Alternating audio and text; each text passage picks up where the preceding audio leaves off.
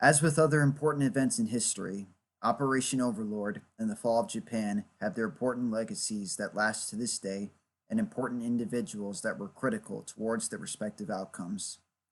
For Overlord, its legacies were that it firmly justified massive naval landings as a doctrine and provided an important impetus for the rise of American dominance and the waning of British power. Its most important figure was General Eisenhower because he balanced competing national interests and made the crucial decision to launch the invasion despite terrible weather.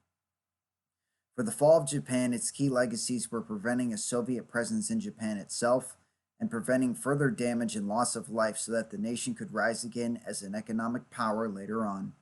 Its most important figure was General Anami because he held tremendous power in the army and the nation, yet he chose not to impede the surrender process. The failure at Gallipoli cast a long shadow over the strategy of massive naval operations. However, the success of Overlord convinced future military leaders at Incheon, the Suez, and the Falklands that the doctrine was still worth pursuing. Its success also paved the way for American dominance in the rest of the century. The fact that Overlord had an American supreme commander and the bulk of its follow up divisions were American demonstrated the wane of British power.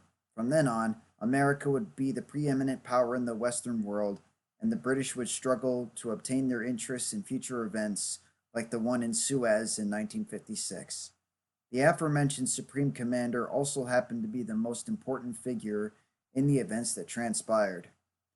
General Eisenhower's influence over the whole event is undeniable. He provided key balance between competing allies, as was shown in his delaying a supporting operation named Anvil that the British wanted to cancel, but his countrymen wanted to coincide with Overlord. He also overrode British pleas to cancel airborne drops in support of the operation. Crucially, while the invasion zone was plagued by terrible weather, he made the decision to order his forces forward and not risk a delay of at least a month or more. A year later, on the other side of the world, the fall of Japan would also make its impact on modernity. That Japan fell as quickly as it did to the atomic bombs in the Soviet attack was critical in preventing Stalin from putting troops into at least one of the home islands. He was unable to convince Truman of the need for such an operation for said outcome. Unlike Korea, Japan was occupied solely by the West and remains united to this day. This was partly a key contributor in Japan's rise from the ashes in the decades after the war. Japan was heavily bombed and scores of its civilians perished. However, its speedy fall spared it from the possibility of even more civilian dead and further damage to its infrastructure that would have been brought about by a prolonged invasion. In the coming decades, Japan would rise not as a military power, but as an economic one. This was heavily facilitated by a man who initially wanted to fight on to the end. General Nami was the army minister in Japan's final days. He held tremendous sway over the imperial cabinet in that he could have resigned and collapsed it just as its members were debating a surrender.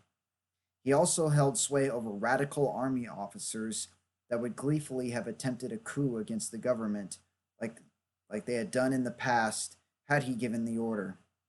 However, when Emperor Hirohito gave the order to terminate the war, Anami did not interfere, nor did he endorse a hasty coup put together against his wishes. He paved the way for peace by standing aside and ultimately committing seppuku. Overlord's legacies were that it justified future naval operations and changed the balance of power in the West. Its most important figure was General Eisenhower because he balanced competing national interests and made the call to launch the operation in spite of terrible weather. The fall of Japan's legacies were that its swift fall prevented a Soviet presence in the home islands and allowed it to rise as an economic power later on. Its most important figure was General Anami because he held tremendous power, yet he chose not to hinder the peace process after Hirohito made his fateful decision. Both of these events have had their impact on history, and they will continue to resonate for centuries to come.